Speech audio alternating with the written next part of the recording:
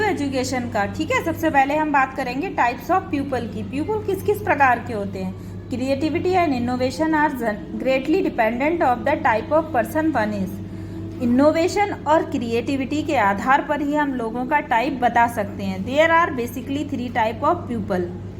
Basically अगर हम बात करें तो लोग जो है 3 प्रकार के होते हैं। Those that make things happen, जो कुछ लोग ऐसे होते हैं जो चीज़ों को घटित होते हुए देखते हैं। Those that let it happen, कुछ इन्हें करते हैं। Those that do not know what happened, और कुछ ऐसे होते हैं जिन्हें ये ही नहीं पता होता क्या हुआ। ठीक है, तो 3 प्रकार के लोग पाए जाते हैं। कुछ तो सिर्फ देखते हैं, कुछ करते हैं, और कुछ को पता ही नहीं होता कि उनके आसपास क्या हो रहा है। तो अभी हम पढ़ेंगे बात ह्यूमन वैल्यूज की। Values play a critical role in our life. Values जो हैं वो हमारे जीवन में बहुत ही इम्पोर्टेंट रोल प्ले करती हैं। They are the driving force to develop the personality of an individual. वे हमारे अंदर एक हमारी अच्छी पर्सनालिटी का, एक व्यक्तित्व रूप में एक अच्छी पर्सनालिटी का विकास करती हैं। Values determine what we should do. Values हमें समझाते हैं, नैतिकता हमें, मूल्य हमें बताते हैं कि क्या करना चाहिए। And how we should do, और कैसे करना चाहिए। सबसे पहली बात, हमें वैल्यूज बताती है कि हमें क्या करना चाहिए, और सेकेंडली वह हमें ये भी बताती है कि कैसे करना चाहिए। और वैल्यूज हमें ये भी बताती है क्या नहीं करना चाहिए, और यह भी बताती है क्यों नहीं करना चाहिए। तो ठीक है, values determines what we should do and how we should do. Values determine what we should not do and why should we not do. ठीक है, द चॉइस बिटवीन 2 थिंग्स। हमारे पास चॉइस होती है 2 चीज़ों में, आइडियाज, बिलीफ, एक्शन। हमारे विचारों में, हमारे विश्वासों में और हमारे कार्यों में। Depends upon the relative value of things, जो निर्भर करती हैं हमारे चारों ओर की रिलेटिव वैल्यूज़ पर। हम जहाँ रह रहे हैं वहाँ का एटमॉस्फेयर, वहाँ के लोगों की वैल्यूज़ किस प्रकार की है। This choice keeps changing according to one's interest and contemporary circumstances. हमारी चॉइस ही हमें किसी एक की रुचि के अनुसार हमें चेंज करती है। एंड कंटेम्प्रेरी सर्कमस्टांसेस, और उस समय के से जो भी परिस्थितियां संबंधित होती हैं उनके साथ हमें एडजस्ट करने के बारे में भी सिखाती है। This phenomenon depends upon one's expression. ये जो कोई भी बातचीत है वो किसी एक के हाव भाव पर निर्भर करती है। और बीच में emerge certain general guidance to behaviour. और हमें हमें प्रत्येक व्यक्ति हमारे व्यवहार को देखकर कोई ना कोई जनरल गाइडेंस देता रहता है। तो हमें सोचना चाहिए, हमें समझना चाहिए कि अकॉर्डिंग टू हिम या अकॉर्डिंग टू अस हमारे लिए क्या सही है और क्या गलत है। हेलो, तो कैटेगरीज ऑफ वैल्यूज की कैटेगरी कितने प्रकार की होती हैं और कौन कौन सी कैटेगरी होती हैं। वैल्यूज में B broadly classified into 3 categories. Values को मुख्य रूप से हम 3 कैटेगरी में रख सकते हैं। Number 1, personal values such as honesty, courage, self reliance, hygiene, maturity of thought, dignity of labour, curiosity, loyalty, etc. यानी कि पर्सनल वैल्यूज़, यानी कि जैसे ईमानदारी, जैसे साहस, जैसे आत्मसंयम, जैसे हाइजीन, साफ सफाई, जैसे मैच्योरिटी, विचारों की मैच्योरिटी, जैसे डिग्निटी ऑफ लेबर, जैसे क्यूरियोसिटी, जैसे लॉयल्टी। ये सारी हमारी जितनी भी वैल्यूज़ हैं वो सब पर्सनल वैल्यूज़ हैं। उसके बाद आती है कम्युनिटी वैल्यूज़। कम्युनिटी वैल्यूज़ किसे कहते हैं? सच एज सर्विस, किसी की सेवा करना, जस्टिस, न्याय करना, शेयरिंग की बात करना, टीम स्पिरिट की बात करना, नॉन वायोलेंस की बात करना। ये सब कम्युनिटी की वैल्यूज़ हैं। आप याद रखो, personal values honesty, courage, self reliance, hygiene, maturity of thought, dignity of labour, curiosity, loyalty, etc. और जबकि कम्युनिटी वैल्यूज़ कौन कौन सी हैं? Service, justice, sharing, team spirit, non violence, etc. ठीक है, अभी हम बात करें सोशल वैल्यूज़ की, सामाजिक। अब ये कम्युनिटी वैल्यूज़ थी, अब ये सोशल वैल्यूज़ हैं। सच एज कोऑपरेशन, सहभागिता की भावना, कंसर्न फॉर अदर्स, दूसरों के लिए चिंता, सेंस ऑफ सोशल रिस्पॉन्सिबिलिटी, सामाजिक जिम्मेदारी का एहसास, सेकुलरिज्म, सबके साथ बराबरी की बात करना, ये हमारी सारी सोशल वैल्यूज़ कहलाती है। तो समझ में आ गया कैटेगरी ऑफ वैल्यूज़ कौन कौन सी हो सकती हैं? पर्सनल वैल्यूज़, कम्युनिटी वैल्यूज़ और सोशल वैल्यूज़।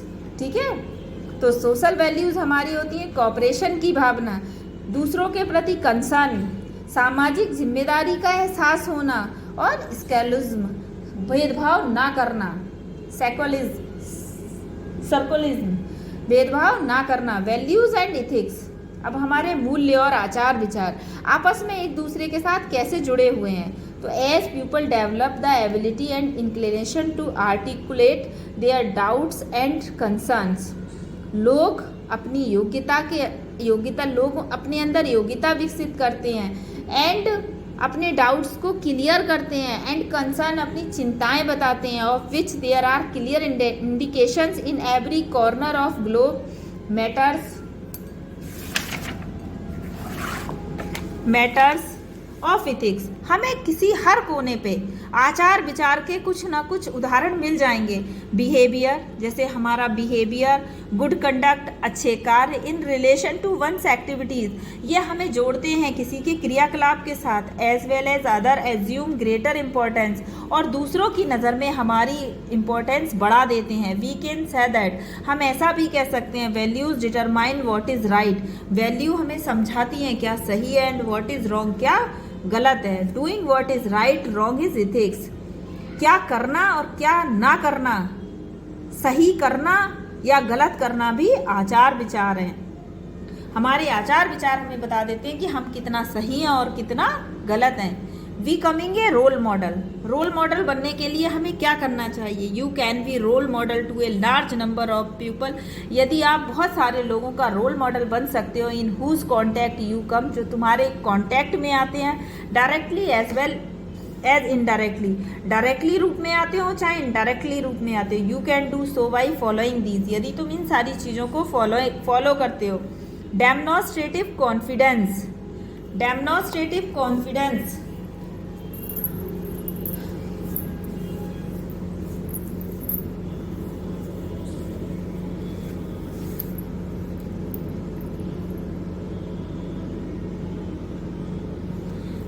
मतलब हमारे कॉन्फिडेंस का, हमारे जो अगर यदि आप जो कॉन्फिडेंस है आपका, वो आप उसको बनाए रखोगे, हमेशा दिखाओगे।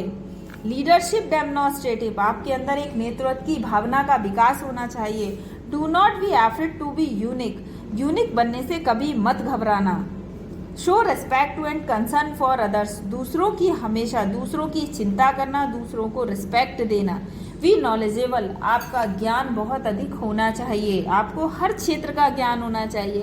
Have humility and have courage to admit mistake, आपके अंदर नम्रता की भावना होनी चाहिए और आपके अंदर अपनी मिस्टेक को मानने का साहस होना चाहिए। यानी कि यदि ये गुण आप फॉलो कर लेते हो, demonstrative confidence, demonstrate leadership, do not be afraid to be unique, show respect and concern for other, be knowledgeable, have humanity and have courage to admit mistake, तो आप वास्तव में becoming a रोल मॉडल, तो आप किसी के भी role model बन सकते हो।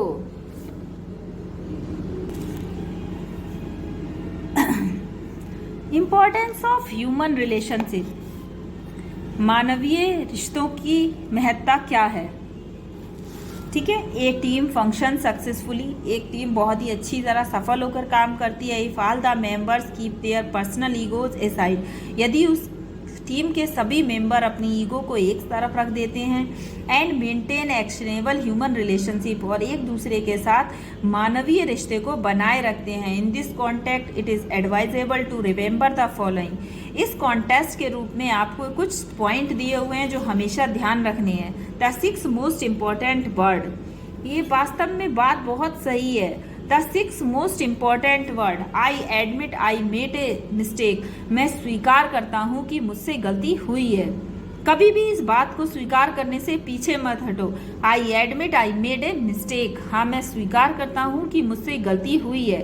The 5 most important words, you did a good job, appreciation करोगे तो आपको एप्रिसिएशन मिलेगा भी। You did a good job, तुमने अच्छा काम किया। Most important word, what is your opinion, सबसे important word, what is your opinion, लोगों की ओपिनियन जानते रहो, सुधार करते रहो अपने अंदर। ये बहुत जरूरी है, क्योंकि जरूरी नहीं है कि every time we are a good thinker, a good man, a good worker, otherwise we continue take opinion. ठीक है, तो कोशिश करना चाहिए, ट्राई बेटर कि व्हाट इज योर ओपिनियन। ये शब्द हम हमेशा कह पाए, the most 3 important words, will you please, क्या आप करोगे। किसी को भी पूछने से पहले हमेशा नम्रता का भाव हमेशा रखना चाहिए, विल यू प्लीज, क्या आप करेंगे। ठीक है, द 2 मोस्ट इम्पॉर्टेंट वर्ड, और लाइफ में ये वर्ड तो समझ लो आपको एवरी टाइम याद रखने चाहिए, थैंक यू। जब भी आप किसी से किसी काम के लिए कहो, किसी ने आपका कोई काम किया, आप हमेशा उसे धन्यवाद दीजिए, उसके अच्छे काम के लिए भी, उसके बुरे बर्ताव के लिए भी, क्योंकि हमें किसी न किसी प्रकार से कोई ना कोई सीख मिलती रहती है। The 1 most important word we, हम। The least important word I, हमेशा हम की भावना रखो कभी भी, और जितना हो सके आई को अवॉइड करो, मैं की भावना को अवॉइड करो। यदि ये सारी चीजें आपकी पर्सनालिटी में आ जाती हैं तो आपको अच्छा बनने से कोई नहीं रोक सकता। ये इंस्पिरेशन है, ये सारे शब्द इंप्रेशन है, इंस्पिरेशन है। I admit I made a mistake, you did a good job, what is your opinion, will you please, thank you, we or I. No group can be banded together an effective team unless the individual for go and their individual. What is a team? Team होती क्या है? It is a group of people who come together in order to. यह एक group होता है लोगों का जो साथ साथ आता है, सॉल्व ए प्रॉब्लम, किसी प्रॉब्लम को सॉल्व करने में, मीट एन ऑब्जेक्टिव, किसी ऑब्जेक्टिव के बारे में मिलने में, टैकल एन इश्यू, किसी इश्यू को सुलझाने के लिए। The interest of individual merge into the interest of the team, wherein there is a supremacy of team goals over individual goals. यहाँ पर सभी अपनी अपनी रुचि प्रकट करते हैं, सभी की रुचि मिलकर टीम की रुचि बन जाती है, और फिर वो लोग अपने अपने गोल को भूलकर टीम के गोल पर काम करने लगते हैं। यहाँ पर किसी एक का लक्ष्य नहीं होता, बल्कि पूरी टीम का लक्ष्य होता है। The different members bring in various idea, अलग अलग प्रकार से लोग अलग अलग प्रकार के आइडियाज देते हैं। Discuss together all the pros and con, हर पक्ष को, अच्छे और बुरे सभी पक्षों पर बातचीत करते हैं। And take a collective decision, और मिलकर एक डिसीजन लेते हैं। Why do we team work better, team अच्छा काम कैसे करती है। In is a fact the whole is greater than the sum of its part, हमेशा सही है कि जब हम मिलकर काम करेंगे तो अच्छा करेंगे। Individuals who are the part of team bring with a range of various elements, जब हम टीम में जब हम अकेले काम करते हैं तो हमारे अंदर कुछ गुण होते हैं, लेकिन जब हम टीम में काम करते हैं तो हर व्यक्ति का एक एक एफर्ट जुड़कर पूरा टीम का एफर्ट बन जाता है। जैसे टैलेंट, नॉलेज, कॉन्टैक्ट, एटीट्यूड, ये सारी चीज़ें मिल जाती हैं। किसी के अंदर कोई टैलेंट है, किसी के अंदर कोई नॉलेज है, किसी का कोई कॉन्टैक्ट है, किसी के एटीट्यूड्स कुछ हैं, तो जब ये चारों मिल जाते हैं, एक टीम के रूप में काम करते हैं, तो हमेशा वो टीम जो है वो इफेक्टिव वर्क करती है और बहुत अच्छे प्रकार से वर्क करती है। How to build an effective team, हम इफेक्टिव टीम कैसे बना सकते हैं। Get to know one another, likes, dislikes, attitude, aptitude, belief, aspiration, individual goals, हमें जानने चाहिए एक दूसरे के लाइक्स के बारे में, डिसलाइक्स के बारे में, एटीट्यूड के बारे में, एप्टीट्यूड के बारे में, बिलीफ के बारे में, एस्पायरेशन के बारे में, और सबके अपने अपने गोल के बारे में। Establish consensus effort have to made to ensure the everybody's view point is discussed by, ultimately decision are taking by consensus.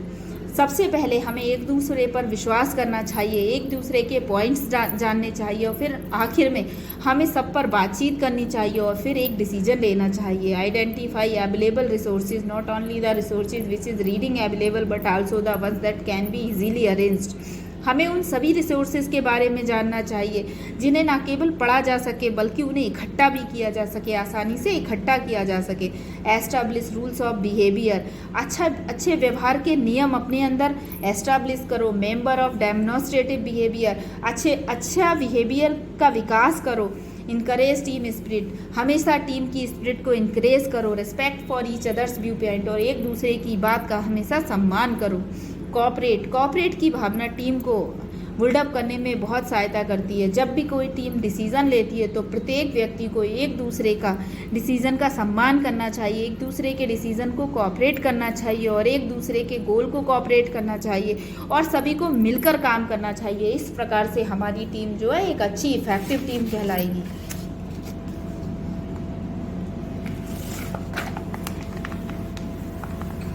हमारी टीम में हार्मफुल बिहेवियर किसे कहते हैं? जब हार्मफुल बिहेवियर कब हो सकता है? कॉन्स्टेंटली क्रिटिकल, यदि हम बार बार किसी की आलोचना करें। डोमिनेटिंग, किसी को बार बार नीचा दिखाएं। मैनिपुलेटिंग, किसी की टांग खींचे। जजमेंटल, हमेशा न्याय की बातें करते रहे। एक्टिंग अनइंटरेस्टेड, और कोई भी रुचि ना दिखाएं। हैविंग सम कन्वर्सेशन, बातचीत ही करते रहें। सिंपली एग्रीइंग फॉर एवरीथिंग, और सबके साथ बस साधारण रूप से सहमत हों। अवॉइडिंग डिसीजन का मान ना रखें। नेम कॉलिंग, लोगों को नाम से बुलाएं। अवॉइडिंग टेकिंग रिस्पॉन्सिबिलिटीज, किसी भी जिम्मेदारी से दूर रहें। Making fun of others ideas, और दूसरों के आइडिया के हम क्या करें? हंसी बनाएं। तो ये सब हमारे हार्मफुल बिहेवियर की निशानी है। ये हमारे बिहेवियर को दूसरों को बता देती हैं कि हमारा बिहेवियर हमारे लिए क्या, दूसरों के लिए, सबके लिए हार्मफुल है। हेल्पफुल बिहेवियर कैसा होता है? बी ऑप्टिमिस्टिक, हमेशा आशावादी बनो। बी पंक्चुअल, टाइम पर रहो। सपोर्ट ईच अदर, एक दूसरे को सपोर्ट करो। Be courageous, be open minded, खुले विचारों वाले बनो। पार्टिसिपेट करो, हर काम में पार्टिसिपेट करो। लिसन, सुनो दूसरों की बातें। शेयर द वर्क, काम हमेशा शेयर करो। प्रेजेंट आइडियाज क्लियरली, जो भी आइडिया आ रहा है उसे क्लियर रूप में प्रेजेंट करो। बी प्रिपेयर्ड, हमेशा तैयार रहो। रिस्पेक्ट अदर्स व्यूज, दूसरों के व्यूज का रिस्पेक्ट करो। डू नॉट यूज लेवल्स, कोई भी स्तर यूज मत करो। डू नॉट एक्सग्रेट, कभी भी मतलब किसी के साथ भी बहसबाजी मत करो। तो ये सारे जो बातें हैं वो हमारे कुछ हार्मफुल बिहेवियर की थी, कुछ हेल्पफुल बिहेवियर की थी। इस प्रकार से हमारा ये फिलहाल जो चैप्टर है वो हमारा यहाँ पर ये टॉपिक जो है वो कंप्लीट हो रहा है।